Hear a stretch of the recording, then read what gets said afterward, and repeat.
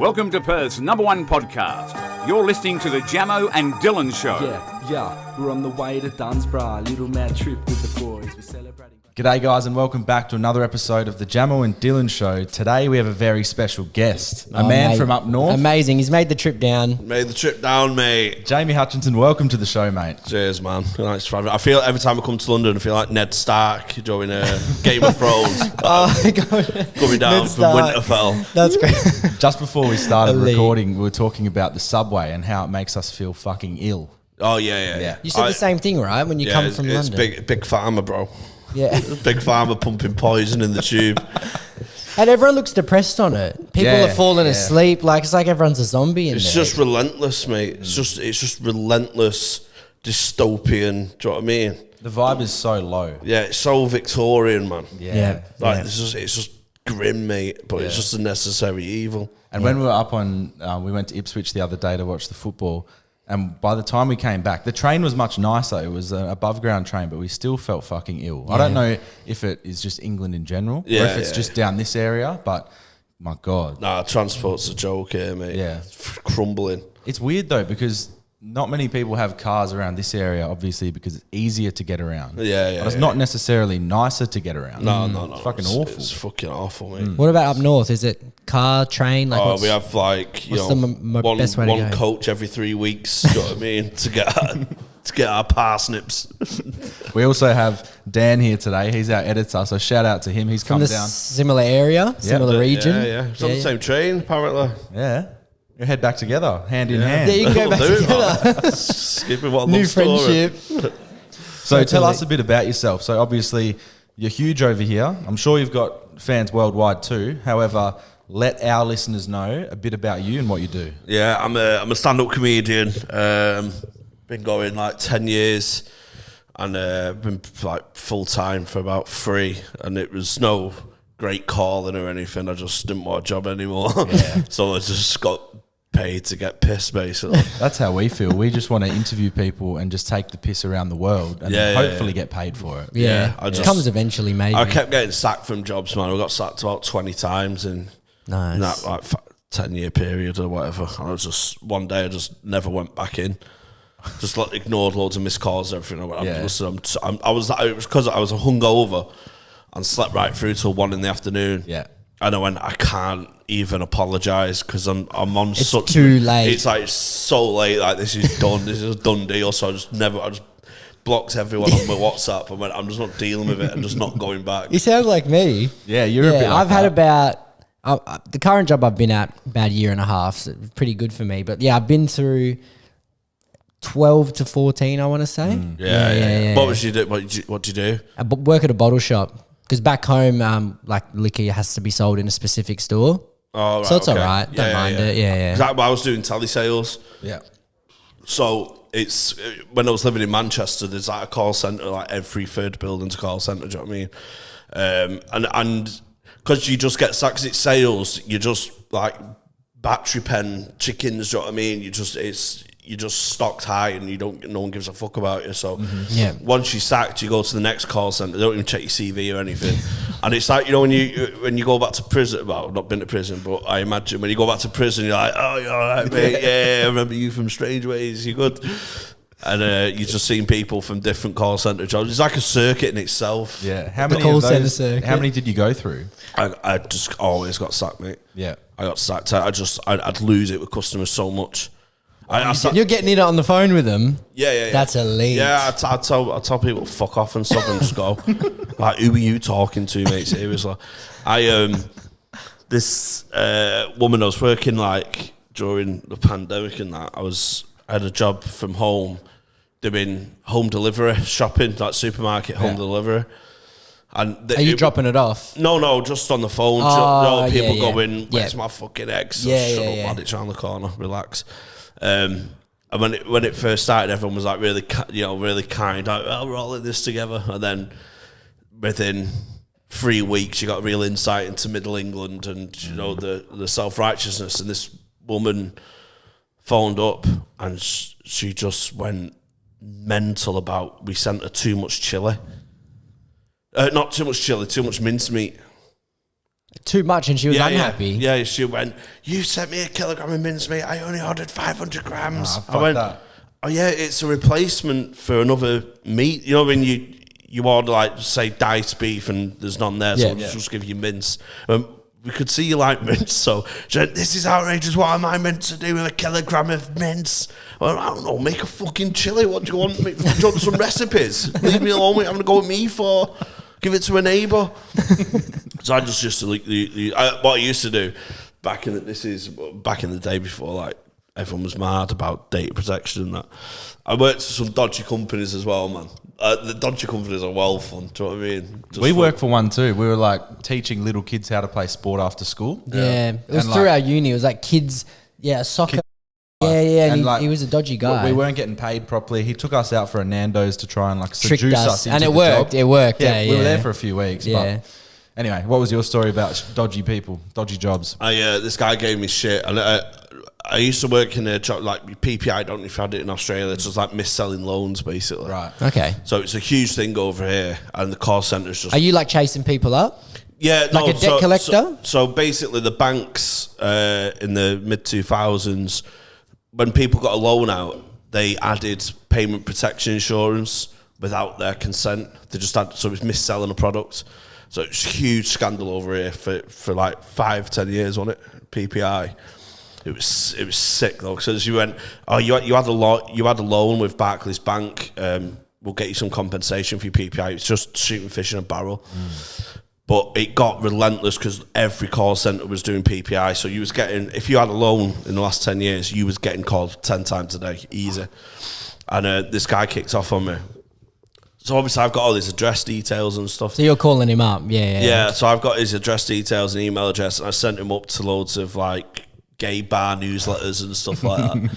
And there's a website where you can ask for junk mail to be sent to your house. Do you know what I mean? Like a big marketing thing, like subscribe to this and we'll get you leaflets or Like offers. physical mail. Yeah. So I just bombarded him with loads of loads of mail and stuff. Was this guy like you turned into your enemy in a way? I have such a vendetta. I've fantasized about like going to their house and like stalking them and stuff. I have such a fantasy about someone getting shit on the phone. I'd love to make this as like a drama, do you know what I mean? Where a call centre guy just has enough. And one person is like the straw that breaks the camel's back, and he turns up at his house and what the fuck are you saying? Kills the family in front of him and stuff.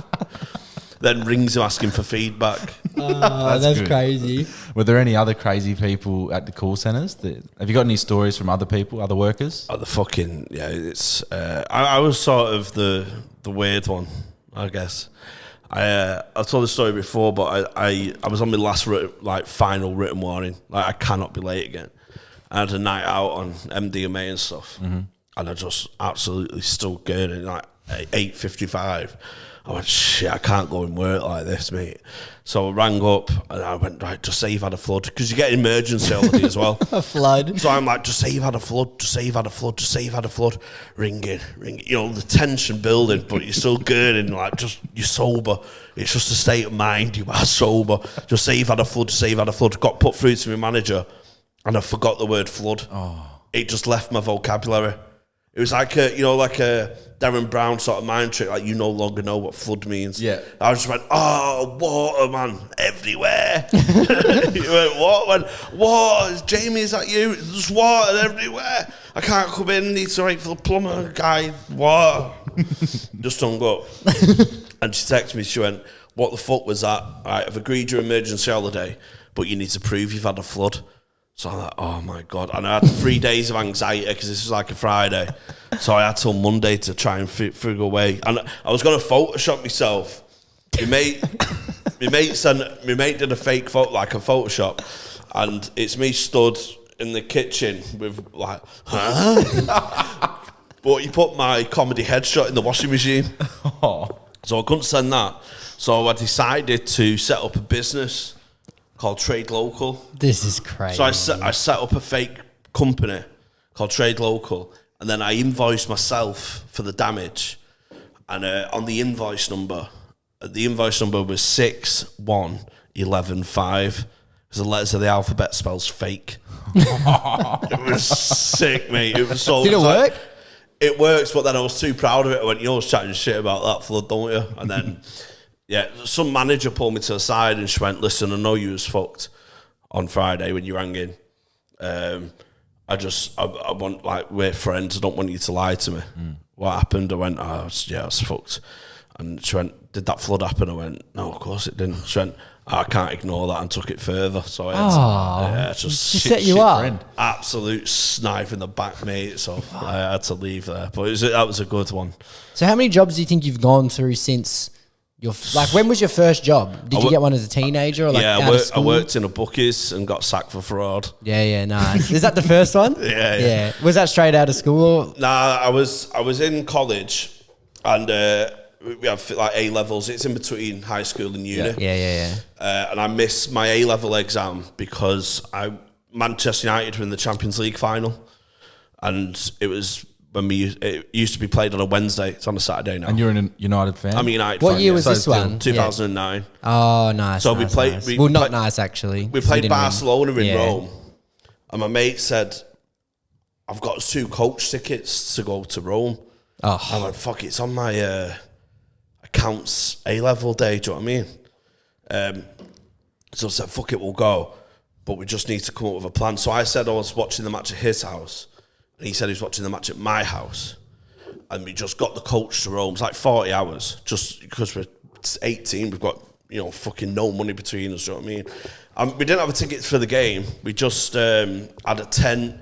They had a thing called Fergie Fields because obviously Ferguson was the manager, and it was like a festival for United fans. So you could watch the match on a big screen, and they had like DJ sets and stuff. It was sick. So I've told my parents I'm staying at Mike's house, just so we can do some revision before our exam on Wednesday. It's like, yeah, that's fine.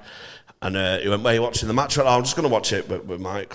And my dad's like, "Oh, I thought he was going to watch it with me." I went, "Nah, because of that exam, Dad, I don't want to be up too late and stuff. So I'm just going to watch it at the house, at Mike's house." And then I got away with it until my dad texted me. He went, how did your exam go, son? Was it all right? I went, "Yeah, I mean, I weren't too confident, but they do have resits." You're just trying to get that in there. They do have resits. He went, "You lying bastard. I've just seen you on GMTV."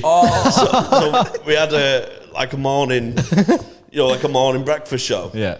And there's just a girl with a camera there. We don't even know if she's, British or whatever. And they interviewed a good-looking lad in the tent next door, and she needed some like background trolls behind her. So behind him, to give depth to the shot, and I'm just sat there like that. Fucked me and my mate. We got fucking bollocks. is this in Rome? This That's is in where Rome, the footage was. But I missed my exams up, and so I didn't get into uni or anything just for that one trip. But I was like, fuck it, I don't want to go uni anyway.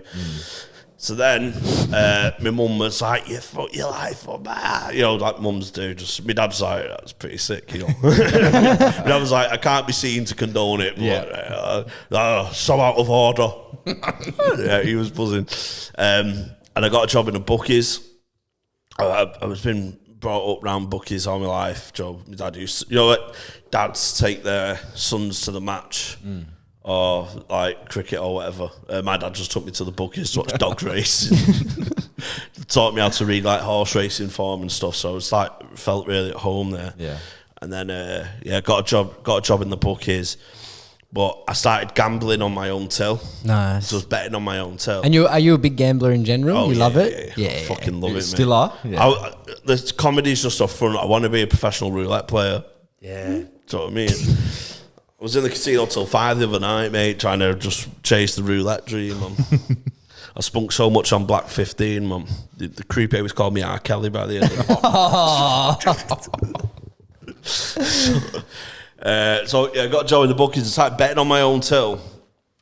And what I used to do, because I'm an honourable thief, Nice. I never put the money on. So say I put £10 to win. I'd never give the till £10, but if I won £100, I'd only take 90 back. Yeah. So I'd Yeah. So by the end of the day, as long as my till's balanced and clear, It's okay. Yeah. and one day I was down like 300 quid, and there was no races left. So I just changed them losing slips to winners. Oh. And then we had an audit and I got caught and just had to go. It was so bad. Was there any trouble with the law with that, or? I got called into a disciplinary. I held my nerve to right to the last minute because we need to done an audit and whose handwriting's this? Because it was only a small shop and we have like regular customers. So I was like the deputy manager. My manager was like just a lovely old woman, like proper took me under a wing and everything. I felt so bad that I just like disappointed her and stuff. And I went, oh yeah, he came in late at night and he said, because what you do is you just squiggle numbers on the betting slip. Yeah. So a 7 can also look like a 1, and there's ways to write the numbers to look convincing. Interpreted a different way. There's a layer of doubt on what the number actually is. So you what were the best numbers for that? 1 and 7. 1 and 7's good. Yeah. What about like a 6 and 8 or not? Yeah, you just convince it. You just convince yourself that you just do loads of squiggles until something wins. Yeah. So I changed the losing slip to a winning one. He went, when he was watching the race, he said. This lie was so bad. He was cheering. I went, what are you cheering for, Mick? That's not number 1. That's number 7. He went, that is number 7. You can't understand my handwriting. I went, oh, Mick, that's so typical of you. The guy was like, that happened. I went, yeah. He went, all right, we'll just check the cameras. I went, yeah, fine, check the cameras. And then he was rewinding and went, stop. No, you got me. Yeah, it was me. So the good thing, I got my mate in it. So I got my mate a job as like the cashier. So we was 18, 19, I think. Oh, 20 maybe, yeah. And this shop was just chaos, mate, because it was in the middle of a takeover by a bigger bookies. Yeah. So the management structure was non-existent. Yeah. So you just got away with it. We used to do coke in the shop, have vodka on a Friday. We just used to get like bags of coke dropped off to us and stuff. It was sick. It was used as a money laundering hub for the gang, for a gang nearby. Because they used to give me 50 quid, you went, stay open an hour later. I'll give you 50 quid, 60 quid. That's elite. Yeah. So I was just like, yeah, son, I'm just sitting there having a beer, man, I'm cool. But yeah, we got seen doing coke off the counter and stuff like that. It was cool as fuck, man. And then he never bet his life, and I convinced him to do it. I was like, come on, do it. And he was a horrendous gambling addict, so I take pride in that. Turned him to the dark side. Yeah, I went, come on, just have a bet, man, what's up here? And we had the disciplinary on the same day because he was doing it as well, like betting on his own tail. So we had the disciplinary on the same day. So I'm just thinking, yeah, listen, I'm probably sacked, but it'll be like a 5-minute meeting. You're gone, blah, blah, blah. So we turn up to head office. I'm at 9 and he's like 9:45 or whatever. And I come in just expecting the area manager to go, look, we've seen the evidence, you're gone. And it was 4 people all in suits and one in the corner doing minutes. And it was like, a proper hearing. it was a hearing, yeah, and I'm just getting grilled. And how old are you at the time? 20. Yeah, okay. And they're showing when it's not just the gambling. We've got some images, and it's like when you leave a reality show, and like, here's your best bits. Yeah. Like I was trying so hard not to laugh because they're showing us just arsing about. We put like the rolled up posters on the floor, like. And we had like a horse race show, the Grand National. We have a jump over the fences. Yeah. We were just doing playing Quidditch, just running around in brooms, launching paper balls. Did you think it would come to an end, like while you were doing it? Did you know deep down? I knew when the takeover was completed, like the days are numbered. But there was a glory 18 months, man. Yeah. Oh, it was worth it? So worth it. Yeah. And they're showing us drunk. Like pissed, like missing the fucking till to put the betting slip in and stuff. Absolutely fucked. He went, what you doing here? Oh, the worst one was. There's worse to come. Yeah, I was on the. You phone other shops. If someone's had a bet in another shop, you just fold it through to confirm it's all legit and stuff. And there was this girl who worked at a different shop who everyone fancied. Yeah. And I was on the phone to her, and I put my finger through my jeans and pretended to wank to the camera. And did they show it? Did they? They showed it. They went, it looks like you're urinating or masturbating. There, I went, oh no, it's just. He went, what are you doing? I went, oh, I got my finger and put it through my jeans. They're thinking you're. And they went, And do you think that's funny? Well, not in this environment, but it is funny.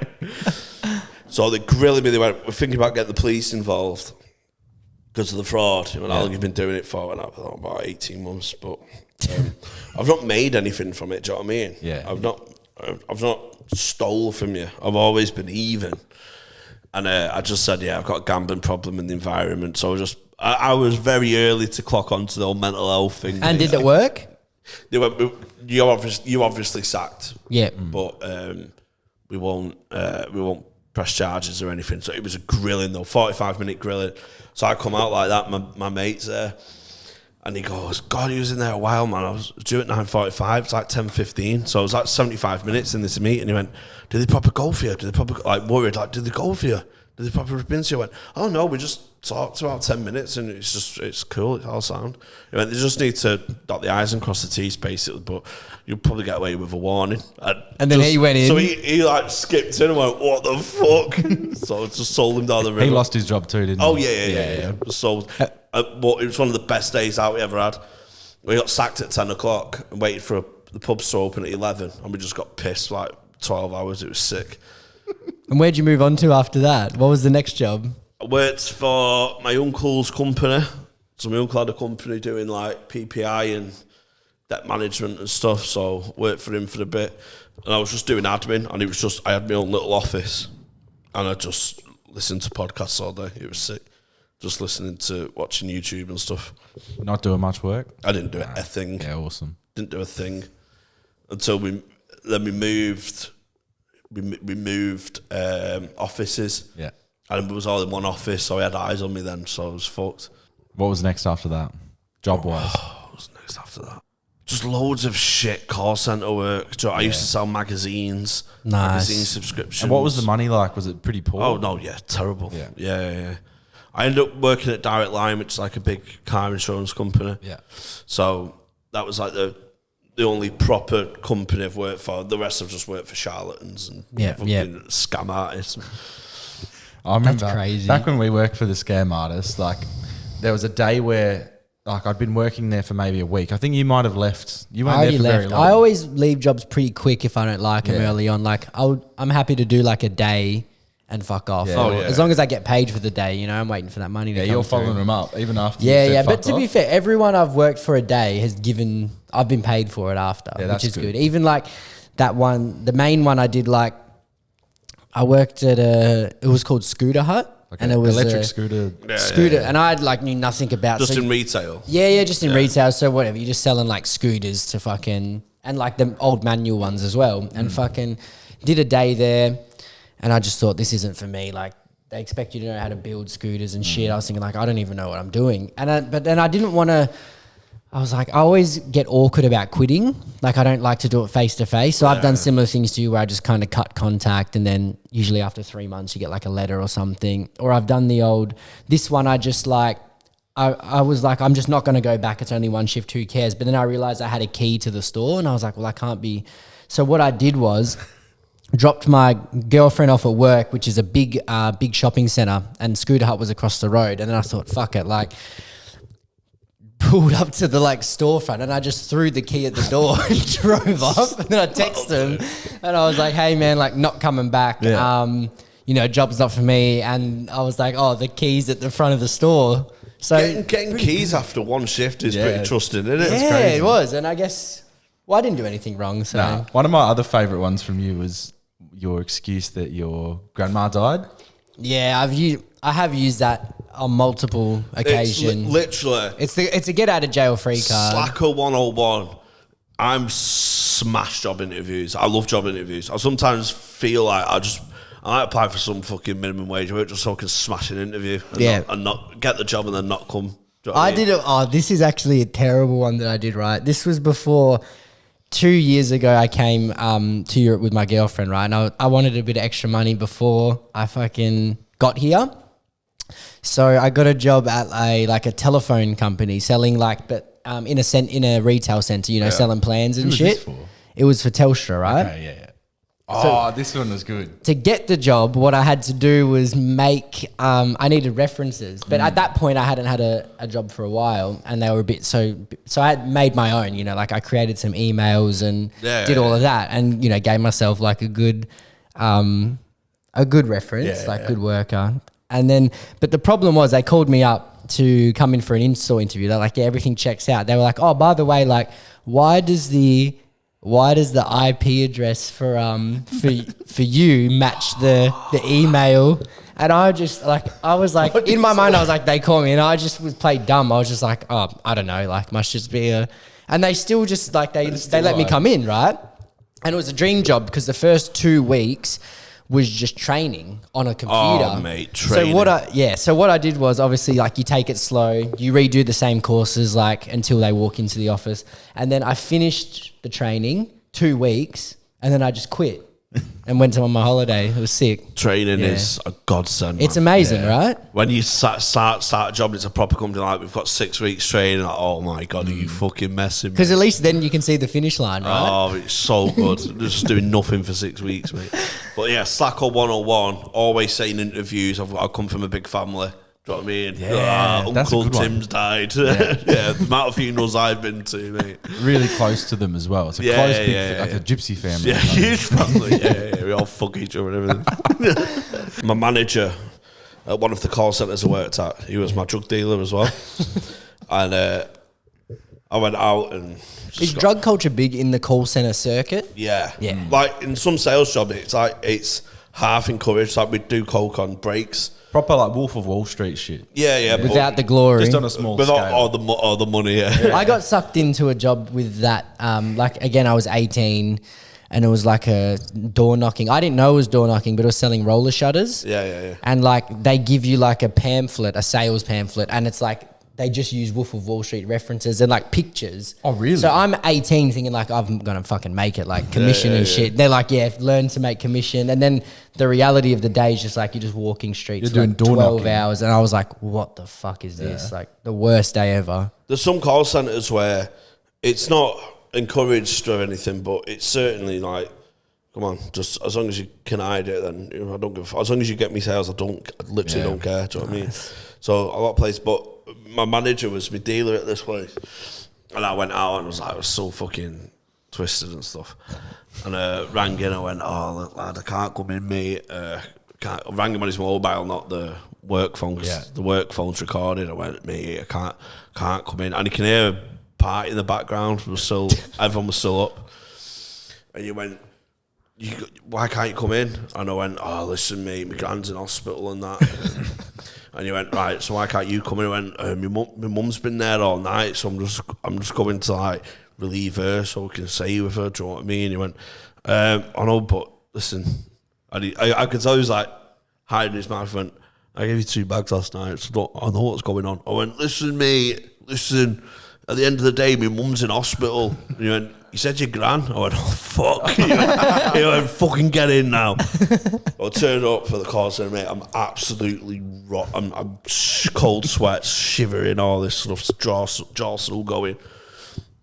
And we used to do this, it was in December, and we used to have this thing, like a lottery, because the call centre was quite quiet in December, like lead up to Christmas and stuff.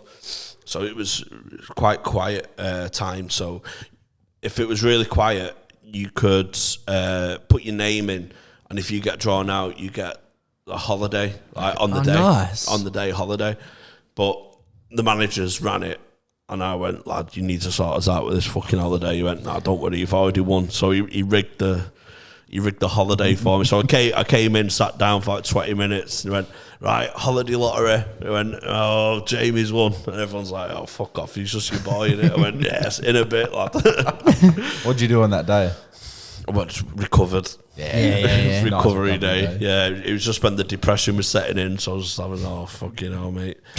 I first rang to see if anyone was still up at the party, but I was like, no, I'm going home, man. Going back home.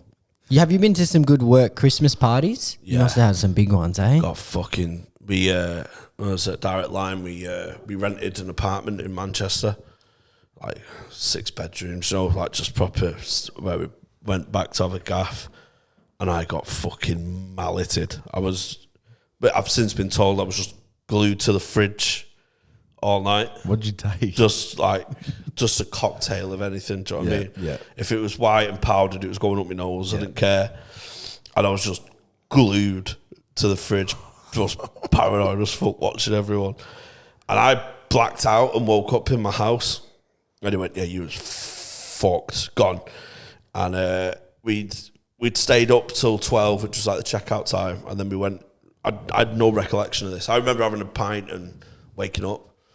And we stayed up till 12. And he went, we went out to watch the footy, and you just you refused service at like 1 in the afternoon and stuff. You got cut off from the bar at 1 in the afternoon. We had to throw you in an Uber and stuff and get you home. It's pretty incredible when you black out. You just end up in like you transport. Yeah, I always black out, and I'm always in bed. Ooh, It's good to end up in bed. It's though. like I'm better when I lose the ability to speak and stuff. I go non-verbal. Yeah. Just completely. I get fucked. I'll probably wake up after this. In your bed up north. Yeah, I'll wake up in North. When fuck did I do that? Dan will get you home. That's all right. Did I do that podcast or not? So yeah, I get. Not so much now because I'm with my girlfriend and like she bands fun.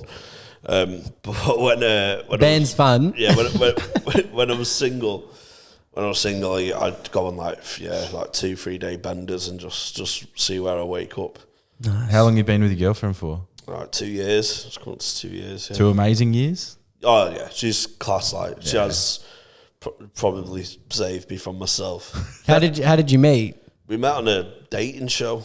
Really? Oh, like a TV one. No, a live podcast. Okay, yeah. Was this at the comedy place that you do your? No, it was at Liverpool Arena, like the small room, the auditorium. So it's 1,000 seats, and it was blind date.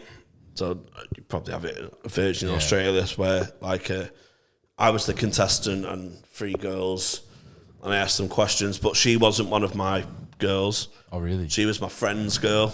Okay. So my friend picked her. I was like, fuck. And then we got texting, and I texted my mate and went, listen, is it all right if I go for it with Lauren? Because, we've been texting. I'm like, oh, yeah, it's fine. So I got the seal of approval before I moved, man. Elite. Yeah, but it was, she said I blanked her when she first tried to talk to me. She just went off. She said something dead autistic to me, and I just didn't know how to react, so she just trundled off. But yeah, it's a nice, something a bit different to Tinder or whatever. Yeah. In person, that's nice though. Live dating show. What podcast was it for? Have a word. Okay. Yeah. That's And one of the girls there, I really embarrassed myself with. Just asked her to come to my hotel. We don't have to do anything. Let's just cuddle. Like 5 in the morning. What, through like a drunk text type thing? Yeah. We don't have to do Because anything. we went to a club after, all the contestants, and the contestant I picked, bless her, she was proper posh, like really well read, and like when we talked about hobbies and interests and stuff, she was like, I love French novels and all this kind of stuff. Why did you pick her? What were the characteristics? It was I was doing it for the the comedy reason. Yeah. It was just funny the disparity Between the two of you, yeah. It was like I'd be a little stable boy that she just comes in and fucks and sends me out to muck out horse shit for her again. So it was just the disparity thing. But she was a nice girl, but it's just nothing there. And this other girl was on it who was like proper into like kicking bollocks and that. I went, oh, yeah, I'd love to get pissed on by you, man. And I was like, come and have a cuddle with me, piss on me. So that was the girl that you asked to cuddle with? That was a different girl. Okay. Yeah. That was just because I thought I was getting on all right in the club, and was just trying to get her to the hotel, and I was just trying to frame it as I'll just have a cuddle, and deep down I wanted to be pissed on. Yeah. One of those nights, eh? Yeah. What are your thoughts on girls that go to like Saudi Arabia and Dubai and stuff to get like shat on? You think Make your all for dough. it? Make your dough, girl. I would, if I was a fit girl, mate, I'd be a millionaire, man. Yeah. I'd do anything. Well, think about the life you can have. It's so good. And if you have the right mentality, you wouldn't be as embarrassed as like to do it than others. Just a bit of shit. Yeah. When it's very private as well. That's the thing. But I think being a pretty girl is a blessing. Yeah, it really is. You must have been good in your past life to get that. Yeah. Unless you end up in the back of a van. Yeah. There's also that side of it, I guess. But it would be a tragedy. At least it'd be a tragedy if you murdered. Yeah, that's true. It's true. It always is painted. If I murdered, it's yeah. Yeah. Local comedian. Pretty girl, it's like, damn. It is always seen as a tragedy. How true is that? Well, it is a tragedy, but I know what you mean. The way they have such murder privilege, man. It's actually crazy how that's true. some people die and people don't even bat an eye. They're just like, I don't give a fuck. Yeah, was she fit? Nah, fuck her then. And I think it also depends on what photo the news uses. So like they pop it on the TV, and if it was like a really good photo, I always think, what if you died? Like, not that it matters, but like if they use one of the worst photos that you've ever had. Yeah, I fantasize about faking. I faked my own death once to get away from a girl who like fell in love with me and obsessed with me. How did you fake your own? How did you go about this? And what made you think that this was the only out as well? So I met her in a gay club in Manchester. Why were you there? Oh, I love gay clubs, mate. I love gay clubs. You know, like the generation below you, like, you can't be gay, son, you can't be gay. All they do is have casual sex and take drugs and dance to ABBA. Well, that's a fucking party, mate. I'm fucking all down for that. So I like wrestled with my sexuality as well as a teen. The good side won, obviously. Thank fuck. No, I'm joking. I wrestled with sexuality and it was like 18 to 20, so I was going gay bars and stuff, and I was like going through a she-male porn phase and that. So I just wanted to see some ones in the flesh and stuff and see if I'd be game for it. Not too much of a pussy. And I met this girl and she was like banging body, unbelievable. And she was like, fuck yeah, she's coming home. I was never like hugely successful with girls and stuff because I just, various external factors, but luckily the nightclub was dark, so she agreed to come home with me. We go home and it's fucking wild. She's loud, like pantomime loud. I went, come on, I know you're trying to boost my ego here, but it's bordering on. It's too far. It's bordering on patronising now. You know what I mean? Just have a realistic, just a tut and an eye roll will do. Any noise. But she was dead loud and stuff. And I woke up and it's just, it's all blur. I went, fuck. I woke up and girl's hair in bed. I was like, whoa, there's actual girl in bed, mate. It's sick, this. And I went for a piss and the flash thought that went through my head is, oh, fuck, I've shagged a dwarf. Because she had dwarf head. Oh, right. She had a head of a dwarf, but tall. She had banging body, mate. And I was like, fuck, she's got water in the brain or something, man. She had like hammerhead shark eyes, do you know what I mean? Did you only realise this in the morning? Yeah. Or, yeah. Because it was dark club. Yeah, dark and you were club fucked up. And then we just got a taxi on, pissed. And just woke up next to her and went, oh, fucking, I've got to walk this thing to the bus stop, man. And I'm walking downstairs and my mum's like, she likes to have a laugh. My mum, she's funny, yeah. So sneaking her downstairs, and my mum gets to the top of the stairs and she goes, oh, are you Jamie's new friend? And she turned around to say, yeah, I'm X. She went, yeah, I'm. And as she turned around, my mum went, oh no. It was so bad. That's like the worst thing that a woman can receive. It was so bad. From another girl as well. Like a jump scare. Oh, so that must have been a very awkward moment. Yeah, it's like she stood on a snail. Just so I walked to the bus stop and she went, you'll call me? I went, yeah, 100%. Yeah. And then you had to walk back in to see your mum? And then I went back and I went, I was like, yeah, I don't know what happened there. And but a couple of weeks later, I was like, just horny. I was like, fuck it, I'm going to go back. And went back, did it again, fully appreciative of and in many ways, I kind of was allured and attracted to this head now because I got over the shock of it. But she proper fell fell in love, and she messaged me constantly, and I just ended up saying, "Oh look, I'm not after anything serious." Blah blah blah. You know, be as nice as I could. Turned us down and stuff, and then we matched again on Tinder. Because I just used to, you know, just Anyone will do. something, please. What do you mean we're out of matches? No.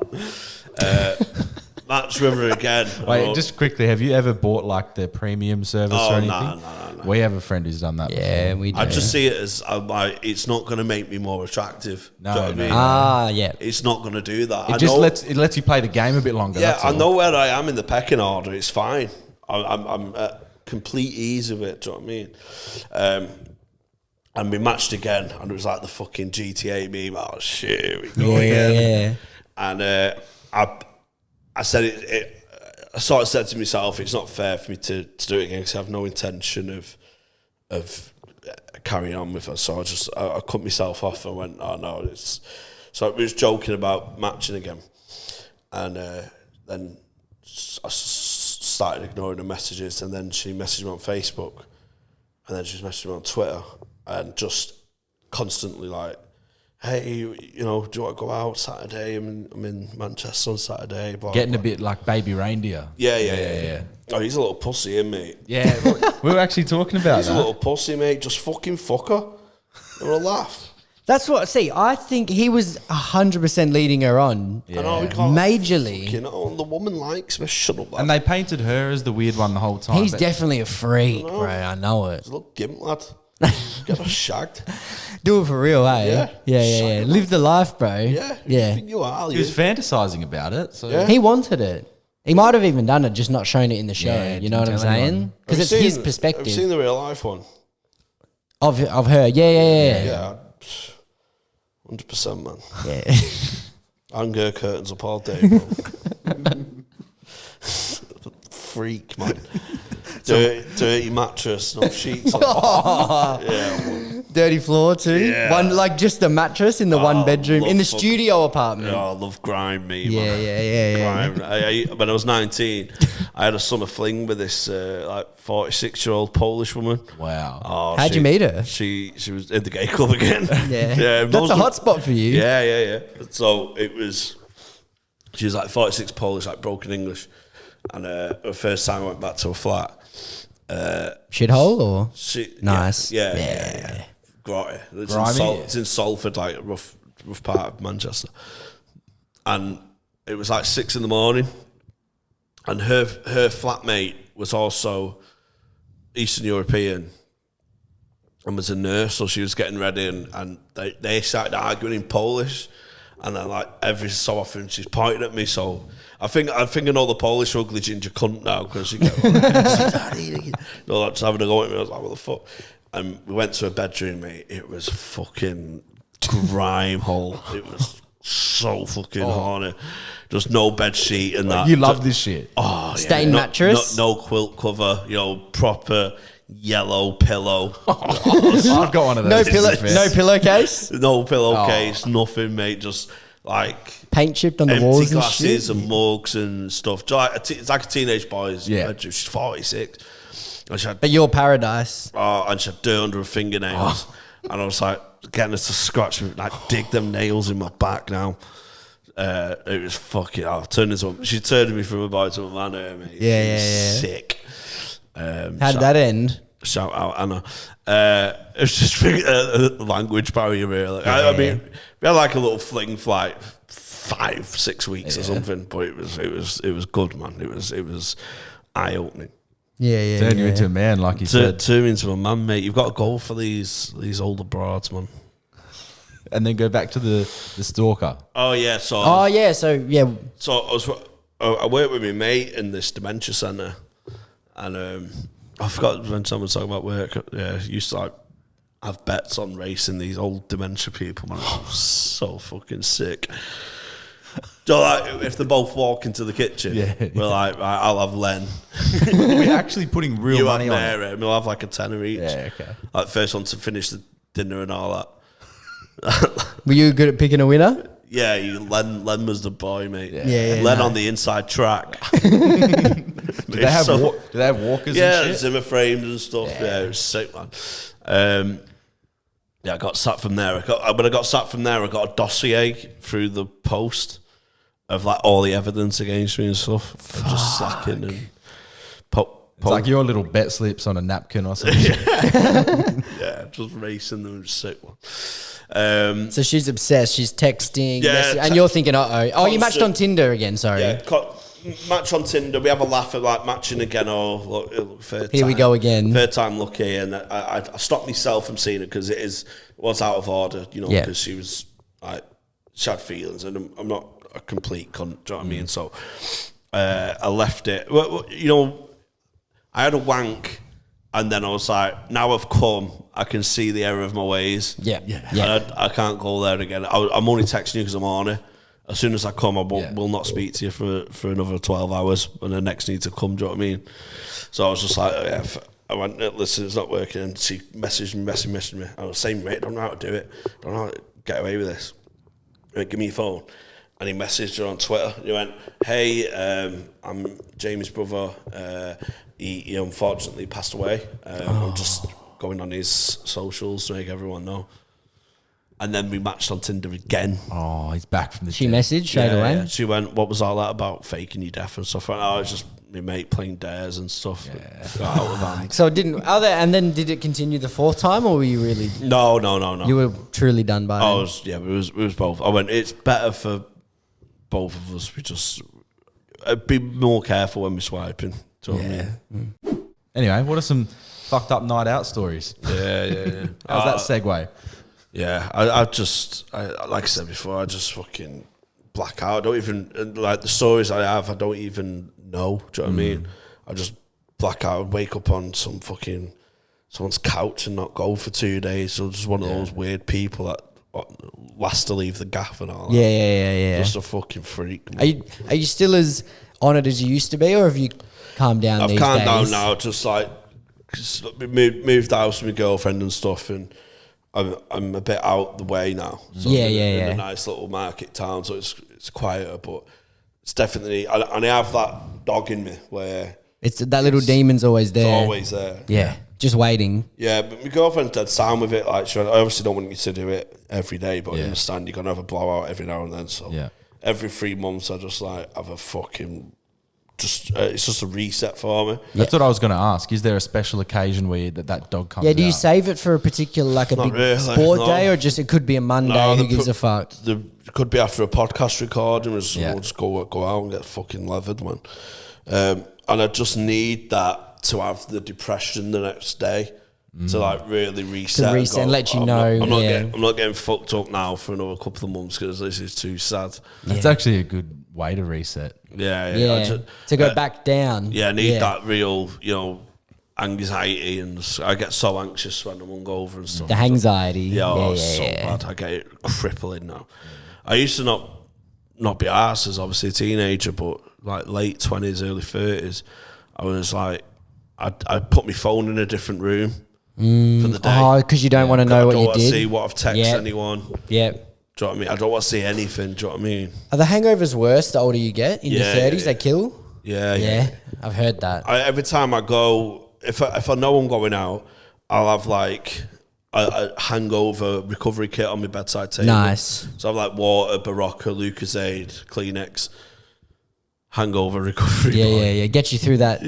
12 hours. Yeah. What are the dark sides, not to get deep, but what are the dark sides of like addiction? So you said that you still gamble. Do you think that's an addiction? Or like, Yeah. But like, is it damaging? It's not enriching, but people will play it a bit. It's like you got to have a vice. You got to feel a bit Something, grotty. yeah. And do you reckon that's also because of your upbringing, just being around it? Like, It's just part of like, especially in north and working class areas. It's just part of the culture. On a Saturday, it's you're having a beer, watching the football, and you have a bet on the football. What are you normally putting bets on for? So like at the football, horse racing. Yeah. I bet on yellow cards. Nice. So I just like betting on misery. Yeah. Or like I just seeing a clumsy fullback. You just against know. a tricky winger. Yeah. Who are your top players that get carded the most that you normally make money off? Well, My saviour was I was down to my last 50 quid at the World Cup. Yeah. And I had Serginho Dest for America. Yeah. To get booked against Dan James because Wales on the counter attack. Serginho Dest stays behind from corners. He will go through Dan James, and within 8 minutes he got booked. It's funny because you'd be celebrating that like a winner. Me and my mate was jumping up in the pub. Yeah. And I was like, the fuck, just for a free kick.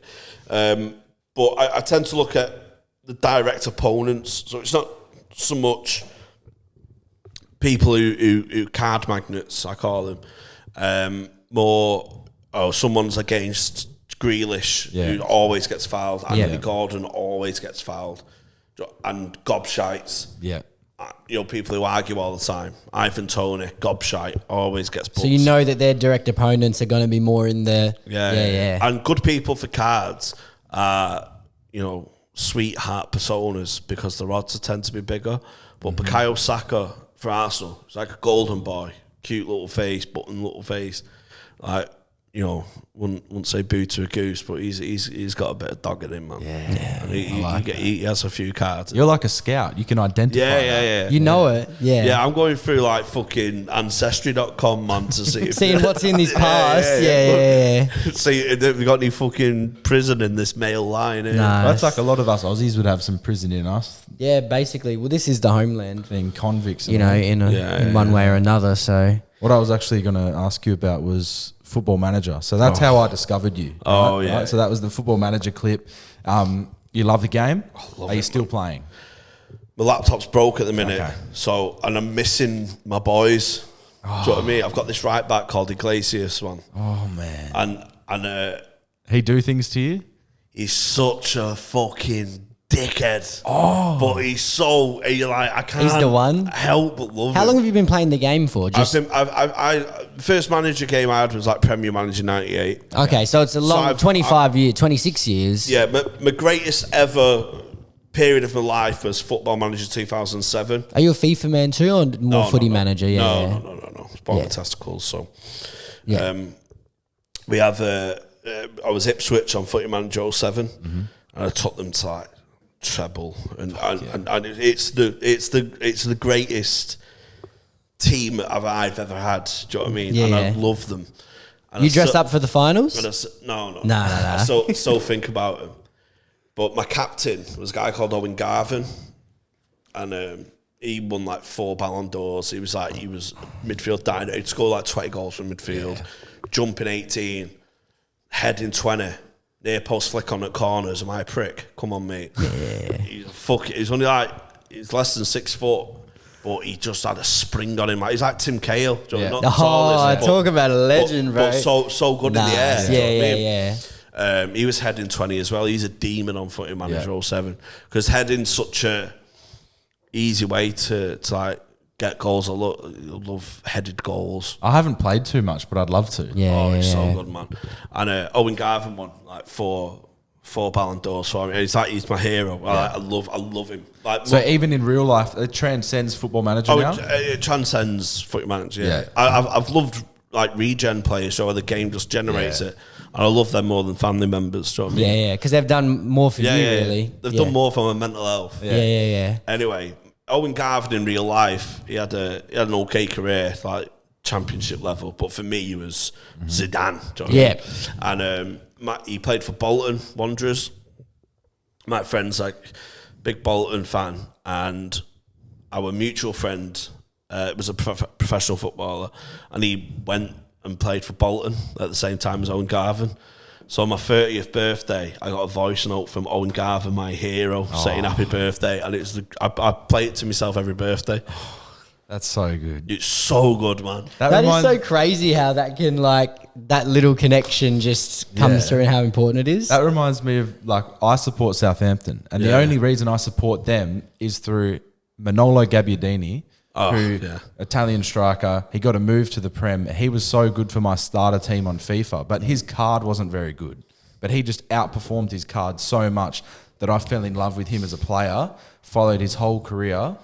I was even this is a bit fucking weird, but I was Facebook friends with his best mate. Yeah, I remember you said that. Yeah, so I was like maybe 15, 16 years old at the time.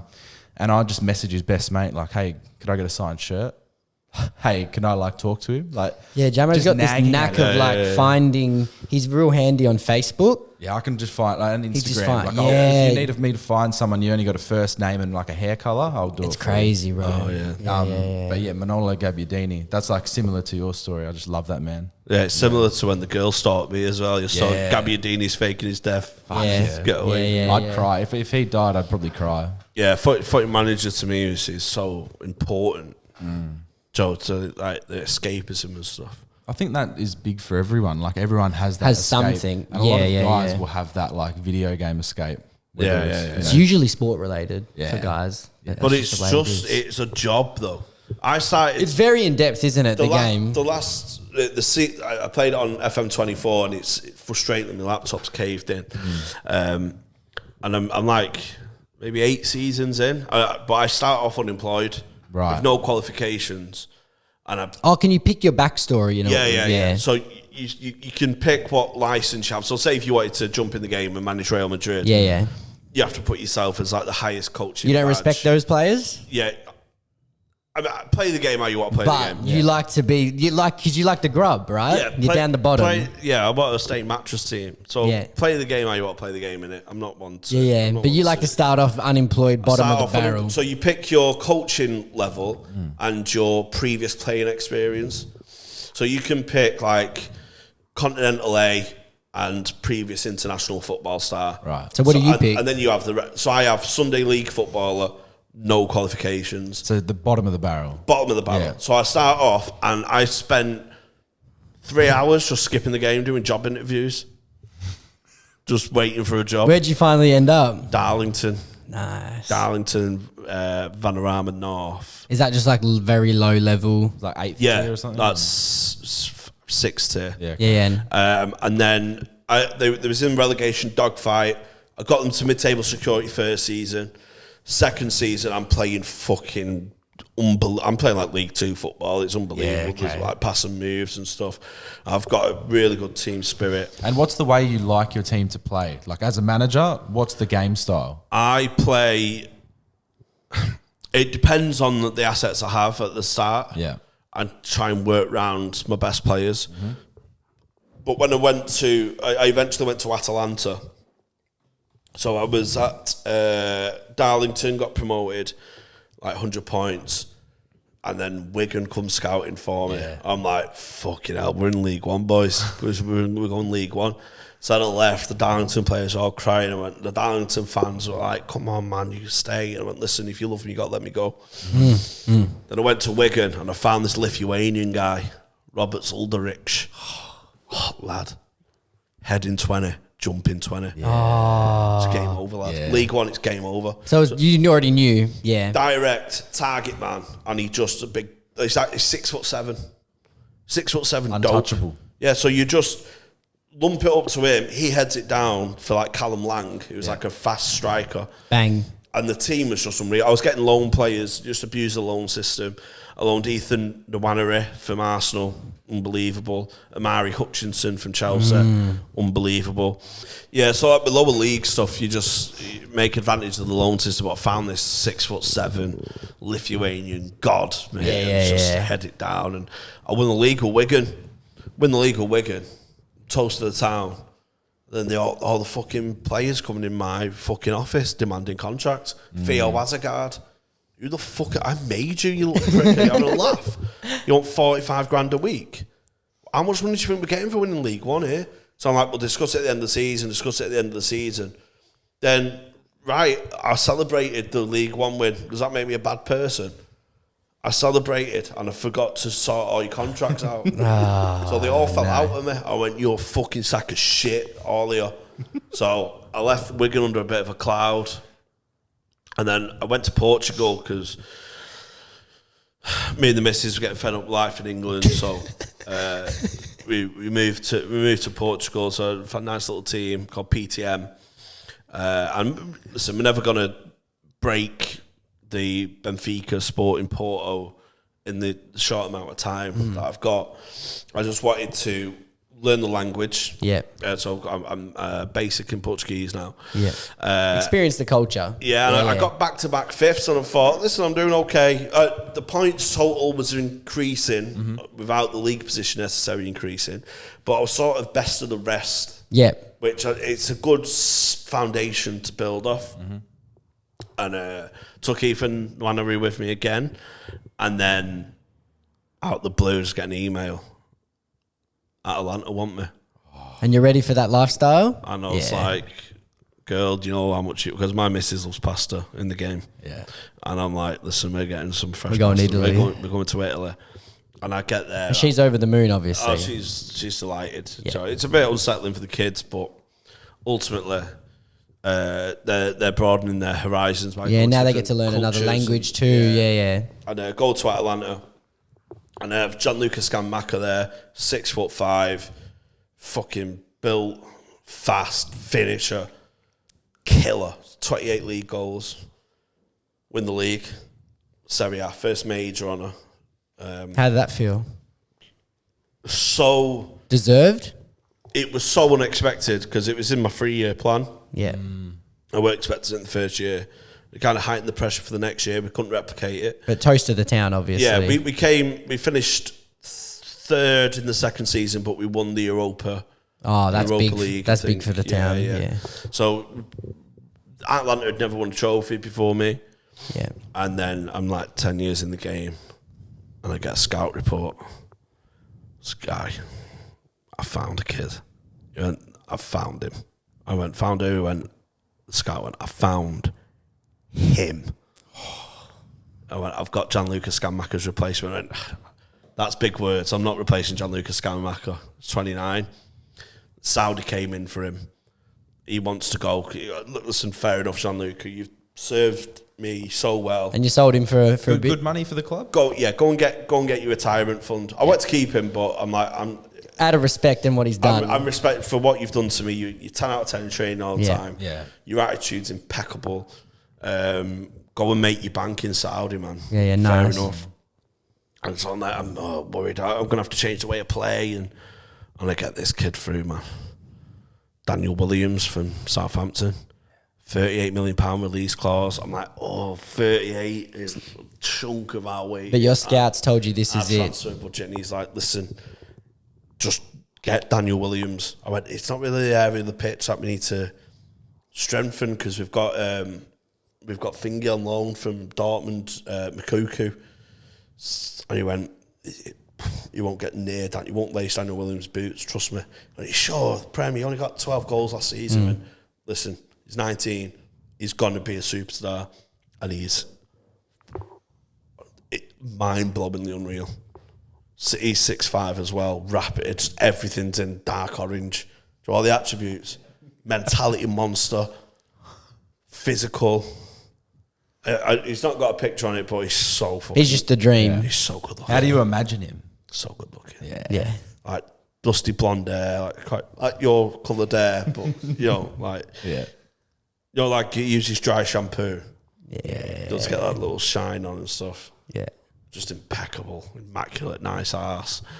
What? And he's the toast of the town now? He's unreal. Yeah, penthouse. Yeah, I've turned down. I'm just sweating on Someone coming in for him. Because I won't keep him forever. Yeah, it's just but for the time being, he's the one. But my favourite player is Iglesias, who's the right back. Yeah, he's not particularly good, but he's just that guy. He's just a loon. He's always getting sent off and stuff. But I'm like, Julio, come on, man. Gaffer. Yeah. That's it's just a hot-headed Argentinian. That's so good. Yeah, it sounds like an elite game, honestly. Yeah, we got to get on it. Yeah, for it sure. does sound so good. It's hopefully get a fucking sponsorship as well.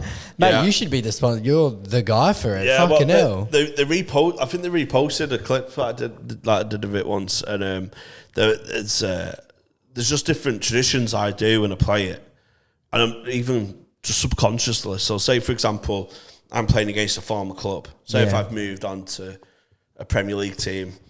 And my previous team that I managed, I've now been promoted to the Prem. I'll do like the commentary and and it's a return to Portman Road for Jamie Hutchinson and what a welcome he's getting. And I'll sit at the computer and I'll do this. Showing respect to the former. Show respect to the parish. Yeah. As you do. That's so good. That's hilarious, Yeah, bro. yeah. And I don't celebrate the goals. Yeah. I'm just like, Yeah, keep it down. Keep it classy. keep it classy. Yeah. Keep it I lit like on it. that. That's I like class. that. I always praise the new manager coming in.